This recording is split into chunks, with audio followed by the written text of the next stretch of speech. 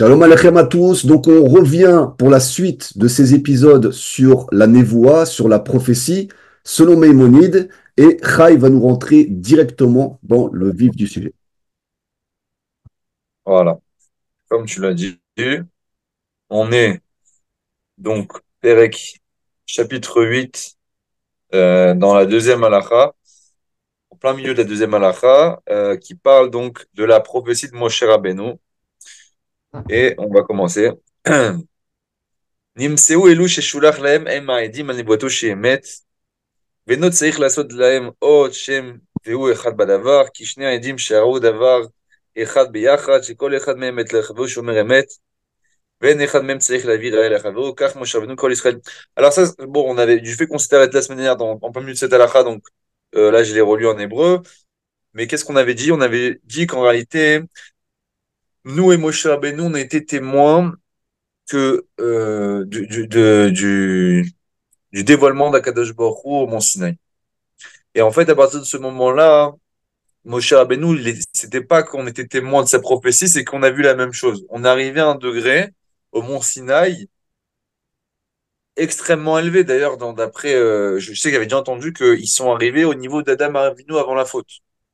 C'est-à-dire qu'on c'est un niveau qui est vraiment au-delà de toute notre compréhension actuelle. Et en tout cas, donc ce fait qu'ils sont arrivés à ce niveau-là, ça fait qu'en fait, Moshe Rabbeinu, ils ont pas, selon les dires de Moshe Rabbeinu, cru en lui. Et là, ils ont vu que Hachem parlait avec Moshe Rabbeinu. Donc et il dit le Rambam, c'est comme quelqu'un qui est témoin avec son ami d'un fait et que il entend son ami témoigner, bah, j'ai vu ça, il n'a pas besoin que son ami le prouve qu'il a vu ça. J'ai vu que tu as vu ça, j'étais là quand tu as vu ça. Il dit, nous et Moshe Rabbeinu, le lien qui existe entre nous, ce même lien-là, qui en réalité, nous, on a été témoins euh, du dévoilement d'Hachem et que Hachem parlait avec Moshe, on a vu tout ça. וזהו שאמר לו הקדוש ברוך הוא בתחילת נבואתו, בעת שנתן לו אותות לעשות במצרים, ואמר לו ושמעו לקולך. Ah oui, on avait dit aussi que quoi? On a vu ça la semaine dernière, que quoi? Que Moshe Rabbeinu, quand il a demandé à Hachem, mais les Bnei Israël ne vont pas me croire, euh, ils sont en pleine servitude, moi je vais venir, je vais leur dire que je vais les délivrer, qu'est-ce qu'ils vont, qui je suis, qui va faire qu'ils vont me croire? Alors Hachem lui a dit, tiens, prends ton bâton, tu vas faire certaines des choses entre guillemets surnaturelles, tu vas faire changer l'eau en sang, tu vas changer le bâton en serpent, etc. Mais Moshe Rabbeinu, ça l'a pas calmé. Il a dit, mais Hachem, tu sais, si sur ça, leur confiance en moi, elle se base sur ces miracles-là, ça va pas fonctionner. C'est pas parce qu'on peut faire des miracles avec des autres forces. On a dit, avec même des forces de la sorcellerie ou des forces autre force que les forces de la sainteté. Donc Moshe Rabbeinu, il dit Hachem, mais comment c'est ça qui va leur ancrer leur foi en eux? Et Hachem lui dit, ne t'inquiète pas, ça c'est juste pour commencer le processus de la délivrance, pour qu'il s'accroche à toi, mais c'est pas sur ça que va se baser ta croyance. Et là, c'est quoi? C'est sur le mont Sinaï que cette croyance-là va être fixée éternellement. Ça, on a vu comme le passouk. Nimseta Omer. Et à partir de là, donc, on peut comprendre que quoi? Chez Konavi, chez Amod Achram Moshe Rabbeinu, tout prophète qui va venir après Moshe Rabbeinu, En anu ma'amini bo mipnei otot levado. On ne le croit pas parce que il va faire des actions qui sont surnaturelles. Kede shenomar imi aseot nishmalo lekol ma sheomar.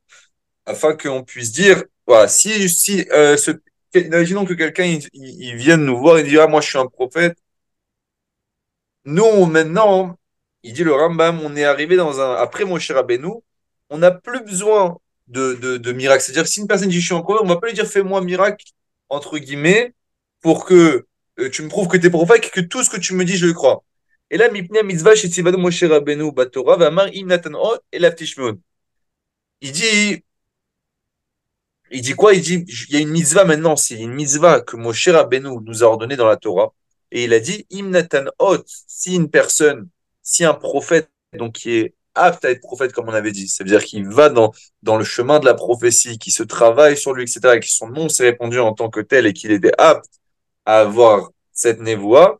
Im Nathan Hot, s'il nous a donné une hôte, donc un siman, et l'avtishmeu, la Torah nous a ordonné de l'écouter. כמו שציוונו לחתור הדבר על פי שני עדים, ואף על פי שאיננו יודעים אם אמת העדום שקר, car מצווה לשמוע מזה הנביא, מעות אמת, או בכישוב אלת. On avait dit, oh, j'avais oublié, en fait, on avait aussi dit ça la dernière fois, mais on repasse dessus, qu'en fait, à partir du moment que mon cher Rabbeinu, entre guillemets, lui, on a fixé notre croyance en lui, que tout ce qu'il dit, c'est en réalité la parole divine, alors, et que Moshe lui-même nous a ordonné que d'écouter les prophètes qui viendront après lui, bien qu'ils seront moins grands que Moshe, bien que les expériences prophétiques, entre guillemets, qu'on aura avec les autres prophètes durant les autres générations, elles seront pas du degré de Moshe. Ça veut dire qui me dit que le prophète Irmia et le prophète Élonavi, c'est un vrai prophète? Tu vois ce que je veux dire? Il m'a pas, j'ai pas vécu la même expérience que j'ai vécue avec Moshe. Il dit oui, mais à partir du moment où Moshe il nous a dit dans la Torah qu'une personne qui est apte à être prophète et que son nom s'est répandu en tant que prophète, que c'est un chacha, mais comme on avait expliqué plus, si tu te rappelles la dernière fois, enfin dans les cours précédents, comment une personne, entre guillemets, elle fait pour atteindre la prophétie. Alors, Moshe nous a dit une personne qui est comme ça et qui dit qu'il est prophète et qui a fait un signe d'être prophète, on doit l'écouter. C'est-à-dire, on est rentré du fait que tu as compris, c'est-à-dire la base a été posée que Moshe Rabbeinu, c'est lui, entre guillemets, qui a fixé les règles et qui nous a dit une personne comme ça, même si, entre guillemets, il peut le faire avec des autres cohortes, mais la Torah, elle nous a fixé les règles de la prophétie, qui est le prophète, qui est-ce à qui on doit croire, etc. Les fichar, c'est pour cela. Imamad Navi ve'asa otot umoftim gdolim. Si un prophète s'est tenu durant les générations suivantes, ve'asa otot umoftim, et il a fait des miracles extraordinaires. Ou vikesh la krish nevuato shel Moshe Rabbeinu. Et dans ces miracles, et dans son discours qui va, la parole qui répand, etc., il va un peu, entre guillemets, les akrish nevuato shel Moshe Rabbeinu, il veut entre guillemets, contredire une des prophéties de Moshe. En shomimno, on ne peut plus l'écouter. On ne l'écoute pas. Vanu yodim beyichud sheotam haotot blad vekiju. Et on est sûr que c'est ce qu'il a fait, c'est avec de la sorcellerie, c'est avec des autres kochot. C'est pas les forces de la Kedusha.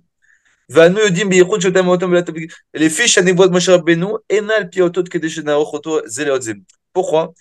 Il dit pas, c'est extraordinaire. Il dit parce que la névoie de Moshe, la véracité qu'on porte au propos à la Torah de Moshe, elle n'est pas due à un miracle que, entre guillemets, tu peux me comparer avec une autre personne qui va faire des miracles. Ok? C'est pas du tout sur un main paysan. Pourquoi? Il dit parce que, et là, nous, de nos yeux, on l'a vu, et nos oreilles l'ont entendu, que Moshe Shamaou, comme Moshe Rabbeinu l'a lui-même entendu. Entre guillemets, maintenant, Moshe Rabbeinu, plus personne ne peut le remettre en question. Même quelqu'un qui viendrait faire des miracles, il marcherait sur l'eau, il ferait des choses extraordinaires. Moshe Rabbeinu, tu peux pas me dire, mais il a fait des miracles, il a fait des miracles. C'est pas sur le même. Tu comprends l'idée qu'il y a? C'est Là, pas. on se base pas sur le poids du miracle. C'est pas le miracle l'importance.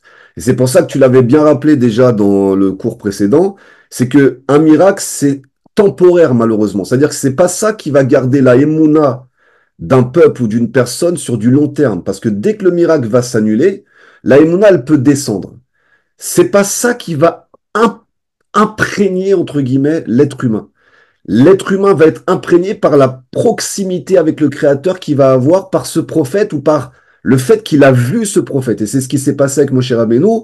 Le Ham Israël entièrement a vu Moshe Rabbeinu, alors que tous les autres prophètes, jusqu'à aujourd'hui, et surtout les prophètes des nations, c'est juste le prophète et, entre guillemets, le Créateur qui vient rapporter à certains témoins qu'il a parlé avec le Créateur. Donc c'est vraiment véritablement basé sur je crois ou je crois pas ce prophète-là, qui peut être manifesté en plus par des miracles, comme tu l'as dit, qui peuvent venir de la sorcellerie, de la magie, de l'illusion d'optique, ou même d'une partie d'Hachem, puisqu'on a vu que Bilam était capable de faire des formes de miracles ou de malédiction ou de bénédiction, et il était en contact avec Hachem directement, mais avec un autre côté d'Hachem. On a vu même que les sorciers de Pharaon étaient capables de reproduire les 5 premières plaies par la magie aussi. Donc, Ce que tu veux dire, c'est que on va pas mesurer. Imaginons qu'il y a un homme aujourd'hui qui se présente et qui fait des miracles encore plus grands que les 10 plaies pour la sortie d'Égypte. Mais à la fin, il invalide les propos de Moshe Rabbeinu et la Torah de Moshe Rabbeinu. Il serait directement pas reconnu, entre guillemets, par le peuple hébreu, parce que on considérait qu'au final, d'où ça vient, les forces qu'il reçoit viennent de la Sitra Hara, du mauvais côté. Exactement, car notre croyance en Moshe n'est pas basée sur un miracle. Car si elle était basée sur un miracle, on aurait dit quoi? Bah, celui qui fait le plus grand miracle, entre guillemets, je base ma foi en lui. Mais celle de Moshe Rabbeinu, notre confiance en Moshe Rabbeinu n'est pas basée sur un miracle, de sorte à ce que n'importe quel prophète qui viendrait après, qui ferait le plus grand miracle qu'il soit, ça ne peut en aucun cas venir, entre guillemets, nous faire douter sur la prophétie de Moshe, qui n'est pas basée sur un miracle, et là qui est basée tout simplement sur une réalité qu'on a vécue. Mis à part qu'aujourd'hui, on n'a jamais vu des miracles plus grands que Moshe Rabbeinu a fait. Ah oui, C'est du jamais bien vu. sûr. Ah, C'est-à-dire en que plus, bien sûr. jusqu'à aujourd'hui, même dans des religions ou autres ou pas, déjà, toutes les religions prennent quand même comme référence Moshe. Les musulmans l'appellent Moussa, les chrétiens l'appellent Moïse. Donc, ils le prennent quand même comme référence et le considèrent comme un prophète. Donc là-dessus, il n'y a pas de contradiction. Et jusqu'à aujourd'hui, on n'a pas vu de prophète qui a fait des plus grands miracles qui ont été faits, bien sûr, d'Hachem, mais par l'intermédiaire de Moshe Rabbeinu. Alema Adavar Dome. Il dit à quoi la chose ressemble. Le cas qu'on a dit qu'il y aurait un prophète, imaginons que durant les générations, il y aurait un prophète, une personne comme ça qui se prétend prophète et qui viendrait faire des miracles extraordinaires, etc. Et qui viendrait dans le message qu'il diffuse contredire le message de Moshe. Il y a quoi ça ressemble? La Edim Shahidou Ladam Adevar Shera Beinav Shenok Moshera. C'est comme si c'était des témoins qui viennent témoigner qu'un homme, ce qu'il a vu n'est pas comme en réalité ce qu'il a vu. Chez nos Shomerem, il peut pas les entendre. Et là, Yodéab Vadashem Adeshek, il sait pertinemment que ces témoins-là, c'est des faux témoins. Ce qu'il dit, c'est quoi? C'est qu'il dit, toi, tu as vu quelque chose, imaginons, tu as vu n'importe quoi, tu vois. Tu as vu quelque chose, et des témoins, il dit, nous sommes témoins que ce qu'il a vu, c'était pas ça. Et toi qui sais que ce que tu as vu, c'est ça, tu sais que c'est des faux témoignages. Tu sais que eux, c'est des faux témoins. Parce que tu sais ce que tu as vu, tu sais ce que tu as vécu. Ils peuvent pas te remettre en question. C'est comme si qu'il y a 1000 témoins qui viennent, ils te disent, non, mais toi, tu étais là. C'est-à-dire, c'est pas quelque chose que tu peux remettre en question. Donc, pareil, ces faux prophètes qui viendraient durant les générations, ils peuvent pas nous remettre en question. Les fichar amra Torah sheim ba'arot ve'amofet, lo tishma el divrei hanavi haot. C'est pour ça que la Torah nous a dit que si une personne durant la génération, elle va venir faire des miracles, etc., la Torah nous a dit, tu n'écouteras pas ce prophète-là. Share zeba elecha beot mofet la krishma sheraita benecha, parce que lui, il vient par ces miracles-là essayer de contredire, entre guillemets, ce que toi, tu as vu avec tes yeux. Ve'oil ve'enanu ma'aminim bemofet elam mipnei hamitzvah she'etziva Moshe. Et puisqu'en réalité, on croit au miracle, entre guillemets, au Mophet, parce que Moshe nous l'a ordonné. Ça va loin. Et il te dit, arrête, celui qui nous a dit de croire, entre guillemets, à un prophète qui viendrait faire un miracle, c'est Moshe Rabbeinu. Alors, comment il te dit, là, le fait pourquoi qu'on écoute un prophète, c'est quoi? Parce qu'il y a une mitzvah dans la Torah d'écouter le prophète quand il a fait un miracle.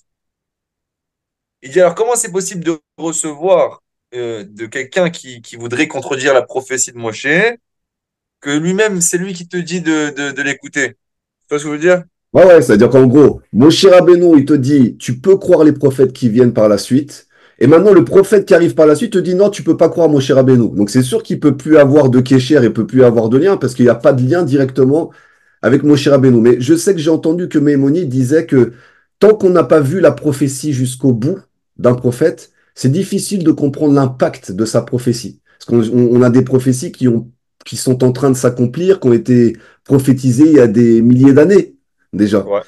Et c'est vrai que c'est difficile. Par exemple, imaginons qu'aujourd'hui, il y a un prophète qui se lève et qui dit, voilà, dans 200 ans, 300 ans, 50 ans, même dans 5 ans, dans 10 ans, tant que tu n'as pas vu la chose s'accomplir dans sa prophétie, c'est difficile d'avoir une foi en ce qu'il dit. C'est difficile. Tant que tu n'as pas vu que les choses, elles se sont réalisées. C'est-à-dire quoi? La question que je me pose, c'est-à-dire que, bon, Moshe Rabbeinu, tout le monde a vu les prodiges. Mais pour les autres prophètes qui sont venus après, et qui n'ont pas, en fait, leurs prophéties ne se sont pas accomplies au moment même où ils le disaient. Ça s'est accompli peut-être plusieurs années après. Comment le peuple a pu voir que c'était véritablement des prophètes? Bah, on l'avait dit, on avait vu cette question-là dans les chapitres précédents. Et en fait, on avait vu que avant de mettre notre confiance au Navi, parce que le Navi, tu te rappelles, il a une force que si nous dit le Navi, une personne qui s'est avérée vraiment Navi, il nous dirait, aujourd'hui c'est Shabbat, tout le monde doit prendre les armes et transgresser le Shabbat. Il dit c'est une mitzvah de transgresser le Shabbat aujourd'hui, de faire tout ce que. C'est-à-dire le Navi, à partir du moment où il devient Navi et on le considère comme Navi, il a une force de décision Ok. qui est très très forte. Il dit, Ok. mais avant d'être Navi, il faut le tester. C'est-à-dire ces prophéties que tu mentionnes, de tous les autres prophètes qu'on connaît, c'était bien sûr bien après qu'ils se sont avérés être des vrais prophètes. C'est-à-dire qu'avant, on connaît les prophéties qui sont marquées sur le texte. Et d'ailleurs, le Rambam, il avait dit que les prophéties, il y a eu plein de prophéties qui ont été dites. Il y en a des prophéties qui étaient, entre guillemets, pour la génération dans laquelle le prophète vivait. Et les prophéties qui ont été marquées dans la Torah sont les prophéties qui ont un besoin pour les générations. Les prophéties qui étaient, entre guillemets, pour un prophète lui-même, comme on avait vu que c'est possible qu'Hachem ait fait prophétiser un homme pour lui, euh, euh, entre guillemets, lui étendre son savoir, sa sagesse, etc., ou sa conscience, il dit, il va pas le marquer, c'est pour lui-même. Ou bien, si c'est pour des choses personnelles de sa génération, ça non plus, ça ne rentre pas dans le Tana. Mais oui, évidemment que c'est une condition qu'on avait abordée, qu'un prophète, on le teste. Mais à partir du moment où il a été testé et qu'il ne s'est pas trompé sur tout ce qui s'est dit, du début à la fin, et que ça y est, c'est un prophète, alors là, on peut plus le remettre en question. Il y a cette étape intermédiaire-là il, De il est, crédibilité. voilà. Il y a une crédibilité à avoir et de test pour être sûr que il a la crédibilité, la stature et dans la façon de fonctionner, les midotes, tout ça, qui sont vérifiés et vérifiables pour savoir que c'est un homme sur qui on peut reposer sa émouna.